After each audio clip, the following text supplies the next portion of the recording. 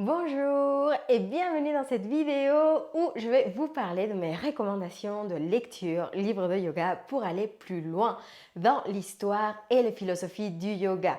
Si vous regardez cette vidéo en temps réel, à la date de la publication, vous savez que l'été approche et pour moi c'est vraiment une occasion parfaite pour se plonger dans la lecture. Parfois on a envie d'un été très studieux où on va aller vraiment loin, on prend le temps.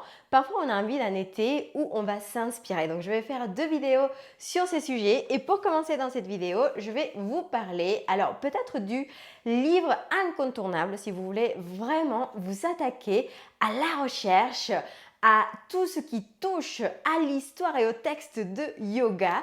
Donc, c'est bien évidemment Les racines du yoga de James Madison, de Mark Singleton. C'est la première publication qui sort après ce grand projet qui s'appelle The Hatha Yoga Project et qui nous donne déjà une bonne visibilité sur pas mal d'aspects sur le yoga. En plus, c'est traduit en français, vous pouvez le retrouver aux éditions Almora. Évidemment, la version originale en anglais est vraiment très bien, ça vaut vraiment le coup. Je voulais vous montrer la table de matière et donc vraiment en fonction de ce que j'aime bien dans ce livre, c'est que il aborde vraiment tous les aspects finalement qui touchent à notre pratique moderne, des questions parfois qui vont surgir quand on s'interroge sur le lien entre ce qu'on fait aujourd'hui et les textes ou l'histoire du yoga. Et donc, on va nous parler par exemple de posture, contrôle du souffle, de saut yogique, même de mantra, vraiment des choses en fait où parfois on a plein de questions avec des traductions des textes, avec vraiment les citations, les passages des textes phares comme la Bhagavad Gita, le Yoga Sutra de Patanjali, le Mahabharata, pas mal d'Upanishads, pas mal de Purana. Donc évidemment pour moi c'est un des livres vraiment incontournables pour aller plus loin, pour comprendre l'histoire du yoga. Et comme vous pouvez le voir, honnêtement, c'est un livre qui n'est pas non plus un pavé. Pour cela, j'ai un autre livre, mais qui est également une pépite, une encyclopédie du yoga, ni plus ni moins, de l'incroyable Isé Tardin Masquelier aux éditions Albin Michel. Et comme vous pouvez le voir, c'est vraiment un pavé. Alors, du coup, attention, si vous voulez le prendre dans votre valise, il faudra prévoir de l'espace, il faudra prévoir aussi par rapport au poids, mais honnêtement, ça vaut le coup. Autant par les images, par vraiment la façon dont c'est structuré, par les citations et même parfois voilà, j'avais envie de vous montrer des passages en sanskrit. C'est juste incroyable, c'est une pépite et ça vient de sortir et honnêtement, je pense que c'était le livre qui manquait en français pour le yoga. Donc, merci Isé Tardin Masquelier pour ce beau livre qui nous parle vraiment de l'histoire du yoga, de tous ces aspects qu'on adore depuis le début jusqu'au yoga moderne, jusqu'aux postures, etc. Et puis, justement, en parlant de yoga moderne, je ne pouvais pas ne pas citer le livre de Zineb Fassi, Le yoga, nouvel esprit du capitalisme, aux éditions textuelles, petite encyclopédie critique, qui est vraiment pour moi, et alors c'est ça que je trouve intéressant, c'est que dernièrement on a eu plein de livres de yoga très intéressants, plein de livres de yoga en français, parce que c'est vrai que jusqu'à présent les sources étaient plutôt en anglais, la recherche se fait principalement en anglais par rapport à l'histoire entre l'Inde, j'allais faire tomber mon iPad, entre l'Inde évidemment et le Royaume-Uni.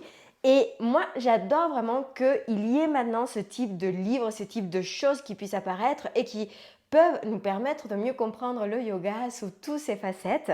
Et donc, ce livre de Zineb, pourquoi je l'adore, pourquoi je l'aime bien? Bon, déjà, c'est une autrice que j'adore. Je suis évidemment, je pense, un petit peu biaisée, je suis un petit peu subjective, mais objectivement, je trouve que c'est une critique du monde du yoga, c'est un essai du monde du yoga actuel qui est très intéressante.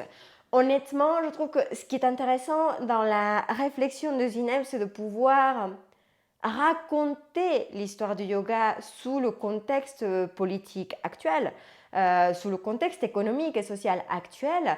Et même si on n'est pas d'accord avec elle, parce que parfois je suis sûre qu'il y aura des personnes qui ne seront pas d'accord, honnêtement, peu importe. allez lire justement ce livre parce que c'est déjà au niveau de la recherche, au niveau du résumé qu'elle fait de l'histoire du yoga, c'est super intéressant. Sa réflexion est super intéressante. Et quand je vous disais que c'est pas grave si on n'est pas d'accord forcément avec elle ou pas, moi je me suis toujours dit que lire tout type de choses. Alors évidemment, moi je suis d'accord avec beaucoup de points qu'elle souligne hein, et c'est pas du tout, je suis pas du tout en train de vous dire que je suis pas d'accord avec elle. C'est plus, au contraire, je pense que ce type de livre ne peut pas vous laisser indifférent.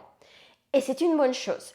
Parce que les livres qui nous poussent à la réflexion, qui nous font nous questionner, les livres avec lesquels on n'est pas d'accord, les personnes avec lesquelles on n'est pas d'accord, vont être vraiment une source très inspirante, qui nous pousse à la réflexion, qui nous pousse à aller plus loin dans notre raisonnement. Et ça ne peut être qu'une bonne chose. Donc allez-y, franchement, lisez-le. En plus, ça se lit très bien, c'est vraiment très bien expliqué. Enfin, moi j'aimerais trop écrire comme Zineb. Donc voilà, vraiment, c'est les incontournables. L'avantage en plus de ce livre, c'est que vous l'avez voilà, sous format électronique. Donc pour vos voyages, pour votre valise, évidemment, ça sera une très bonne affaire et ça ne vous prendra pas de place. Et voilà pour cette petite sélection de livres pour l'été, pour approfondir, pour aller plus loin dans l'histoire et les philosophies du yoga. Si vous avez des questions ou des commentaires, n'hésitez pas et n'hésitez pas à regarder les autres vidéos ou à vous abonner à la chaîne pour ne rien rater aux actualités, aux différents programmes, etc. Tout ce qui sort, évidemment. Si vous voulez aller plus loin dans tous ces sujets passionnants, vous pouvez vous inscrire à ma formation en ligne. Vous aurez accès à vie au contenu. Vous serez parti justement, vous aurez accès au nouveau contenu qui sera proposé en fonction de vos envies, en fonction de vos besoins. Et si vous avez des questions, évidemment, je suis là. Je vous souhaite une très bonne journée ou une très bonne soirée et vous dis à très bientôt. Prenez soin de vous.